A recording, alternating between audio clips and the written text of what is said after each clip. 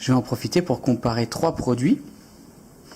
Un MAM, alors, qui se présente un peu comme un biberon, mais contrairement à d'autres MAM, c'est pas un biberon avec le cul qui est séparé et qu'il faudrait dévisser, nettoyer, alvéoler, etc. Ici, c'est vraiment un biberon assez classique.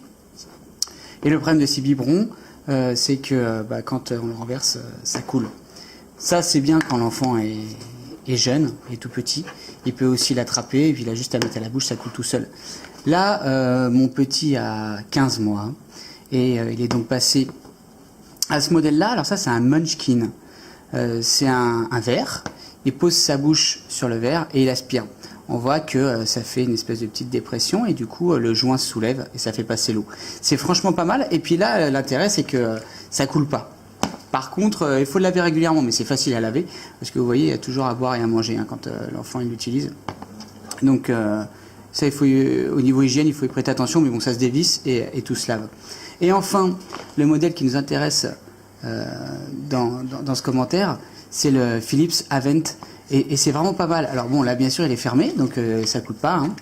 Ça c'est mon petit qui s'est amusé avant. Hein. C'est pas une fuite. Pour l'ouvrir, alors ils disent que c'est à partir de 9 mois. Franchement, il faudrait que l'enfant soit costaud, parce qu'il faut donc faire glisser. Bon, en plus avec une main, c'est vrai que c'est pas très facile.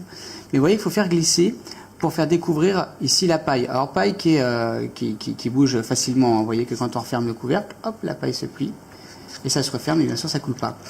Voilà. C'est rigolo, c'est ludique, hein, bien sûr, l'enfant prend beaucoup de plaisir. Moi, à 15 mois, il n'arrive pas encore bien, mais je pense que ça vient vraiment de mon enfant, et que si on les habitue relativement tôt, il doit y arriver sans problème. Bien sûr, tout se dévisse, alors j'espère que je vais y arriver demain, voilà. Et tout se démonte, donc pour le lavage, c'est très très facile, hop. Donc là, c'est qu'une partie, hein, il n'y a pas de, pareil, il n'y a pas de cul alvéolé avec un joint à démonter, à dévisser, hein, ça c'est, hop, c'est solidaire. Ici, on a donc quelque chose d'assez classique avec les poignées.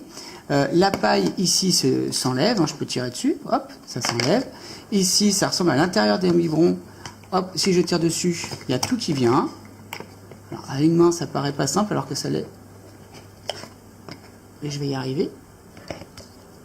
Voilà.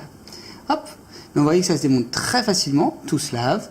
Là, même le couvercle, hein, c'est très facile. En plus, c'est bien pensé parce qu'il y a un détrompeur. Donc, on ne peut pas remettre... Hop, je vais essayer de vous l'enlever, voilà. On ne peut pas le mettre à l'envers, tout simplement parce que de ce côté, c'est plus gros que de l'autre. Donc, forcément, on ne peut pas le remettre à l'envers quand on le revisse. Voilà, au final, c'est vraiment quelque chose qui est vraiment très sympa. À condition que l'enfant ait la force. 9 mois, j'y crois pas trop. Mais quand il est plus grand, ouvrir, fermer, il y arrive. Donc, 15 mois, normalement, je pense qu'il devrait y arriver, le mien. Je ne sais pas pourquoi il n'y arrive pas. Mais...